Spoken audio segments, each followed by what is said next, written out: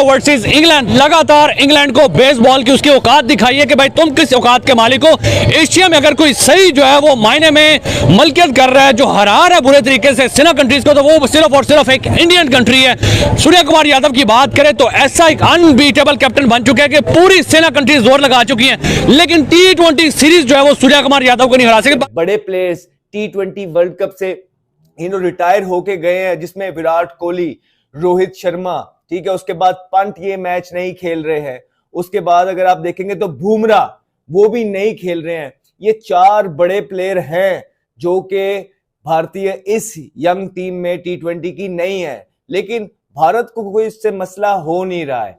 ये मैच भी इंडिया की झोली में आ गिरा है और अगेन क्लूलेस नजर आया इंग्लैंड। T20 में 4 नंबर 1, 2, 3, 4 इस यंग टीम के पास मौजूद है और मेरा ज़ाती ख्याल है, मेरा अपना ओपिनियन है कि रोहित शर्मा और विराट कोहली ने T20 से रिटायरमेंट लेके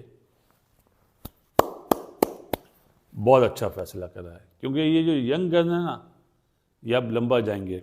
भारत के जो यंगस्टर्स हैं वो उनकी कमी महसूस होने दे नहीं रहे हैं। इतनी डेप्थ है भारत के पास, और दूसरी तरफ कुछ टीमें हैं कि वो अपना चैंपियंस ट्रॉफी की टीम भी डिसाइड नहीं कर पा रहे हैं। यहाँ पे ये लाले पड़े हुए हैं कि भाई कौन परफॉर्मर है, किसको खिलाएं, किसको डालें, और भारत ये कर रहा है कि उनको ये समझ नहीं आ रही इतने परफॉर्मर हैं किसको डालें, और जो कोई मिस हो जाता है कि उसके साथ ऐसा लगता है कि बड़ी ज्यादती हो गई। टीम इंडिया है ना, वो T20 इंटरनेशनल्स में ODI और टेस्ट की निस्बत ज़्यादा स्ट्रॉन्ग नज़र आती है। उनकी कंपोजिशन बड़ी सेट बैठी हुई है।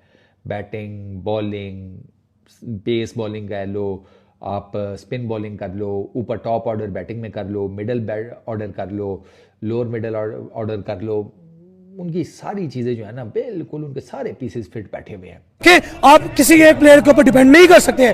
मैं यहाँ पे एक स्टेटमेंट बोलूंगा कि आप किसको पकड़ोगे। आप तिलक वर्मा के अगले में तैयारी करके होगे, out of the way Sanju Samson आएगा। जब आप इन तीनों की तैयारी करके होगे तब सूर्य और हार्दिक की पार्टनरशिप चलेगी। आप देखें कि आपको स्ट्रेटेजी ये बनानी चाहिए कि हमने पूरी इंडिया की टीम को पकड़ना है, हमने किसी एक प्लेयर को नहीं पकड़ना। आप एक प्लेयर पकड़ने जाओगे, दूसरा उठ के खड़ा होगा, आप दूसरा पकड़ने जाओगे, तीसरा उठ के खड़ा होगा। ये है सिस्टम, ये है प्लेयर्स बनाने। बैकअप प्लेयर इतने स्ट्रॉन्ग कर दिए हैं, इतने मैच्योर कर दिए हैं, रेस्ट करवा के सीनियर प्लेयरों को। अब देखें कि 15 बनाना कितना मुश्किल है। ये है कामयाबी, ये है सिस्टम को स्ट्रॉन्ग करना, सिस्टम की कामयाबी। जो परफॉर्मेंस दिखाई 3 महीने बड़े बुरे गुजरे, बड़ा क्रिटिसाइज हुआ, बड़ा आप कहें कि दुनिया के मीडिया पे क्रिटिसाइज हुई हिंदुस्तान की क्रिकेट सिस्टम, हर चीज, लेकिन साथ ही different ball, different venue, different team आई है तो फेंटा देना शुरू कर दिया। इनके बड़े प्लेयर्स T20 वर्ल्ड कप से रिटायर होके गए हैं, जिसमें विराट कोहली, रोहित शर्मा, ठीक है, उसके बाद पंत ये मैच नहीं खेल रहे हैं। उसके बाद अगर आप देखेंगे तो बुमराह वो भी नहीं खेल रहे हैं। ये 4 बड़े प्लेयर हैं जो कि भारतीय इस यंग टीम में T20 की नहीं है, लेकिन भारत को कोई इससे मसला हो नहीं रहा है। भारत के जो यंगस्टर्स हैं वो उनकी कमी महसूस होने दे नहीं रहे हैं। इतनी डेप्थ है भारत के पास, और दूसरी तरफ कुछ टीमें हैं कि वो अपना चैंपियंस ट्रॉफी की टीम भी डिसाइड नहीं कर पा रहे हैं। यहाँ पे ये लाले पड़े हुए हैं कि भाई कौन परफॉर्मर है, किसको खिलाएं, किसको डालें, और भारत ये कर रहा है कि उनको ये समझ नहीं आ रही इतने परफॉर्मर हैं किसको डालें, और जो कोई मिस हो जाता है कि उसके साथ ऐसा लगता है कि बड़ी ज्यादती हो गई। अभी संजू सैमसन ये इस जैसे प्लेयर जो हैं इनकी चैंपियंस ट्रॉफी साइड में मौजूद नहीं, और इस तरह दीगर यंगस्टर भी मौजूद हैं। तो इतनी डेप्थ है, ये सारा क्रेडिट जाता है BCCI को, उनके इंफ्रास्ट्रक्चर को, उनके मेरिट को, और जिस तरह उनकी डोमेस्टिक का जाल उन्होंने भारत के चारों तरफ बिछाया हुआ है वो काम कर रहा है। कमाल की परफॉर्मेंस। अभी मैं सोच रहा हूं कि क्या टीम बनेगी जब ICC इवेंट 2026 में वर्ल्ड कप के लिए टीम बनाई जाएगी। आने वाले टाइम पे जब मेन प्लेयर्स कहेंगे खेलना T20, तो सिलेक्टरों के लिए कितना मुश्किल होगा, कप्तान के लिए कितना मुश्किल होगा, कोच के लिए कितना मुश्किल होगा। ये है सिस्टम, ये है प्लेयर्स बनाने।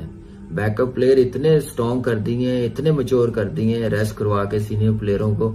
अब देखें कि 15 बनाना कितना मुश्किल है। ये है कामयाबी, ये है सिस्टम को स्ट्रॉन्ग करना, सिस्टम की कामयाबी।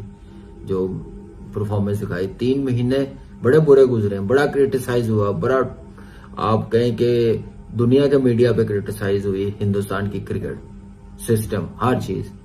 लेकिन साथ ही different ball, different venue, different team आई है तो फेंटा देना शुरू कर दिया। ये है तरक्की, ये है मैच्योरिटी। ऐसे क्रिकेट खेली जाती है और ऐसे प्लेयर्स बनाए जाते हैं और ऐसे टीम बनाई जाती है। ये है आजकल की मॉडर्न डे की क्रिकेट। ये है क्लैरिटी प्लेयरों में, कॉन्फिडेंस, जिसकी वजह से बड़ी टीम को टफ से टफ कंडीशन में उतनी बड़ी और उतनी मैच्योरिटी वाली परफॉर्मेंस दिखाती है हिंदुस्तान की टीम इन प्लेयरों के साथ, जो मैं समझता हूं कि बी और सी टीम कह सकते हैं आप। तो उनका लेवल, मैच्योरिटी लेवल, अप्रोच देखिए कितनी जबरदस्त है।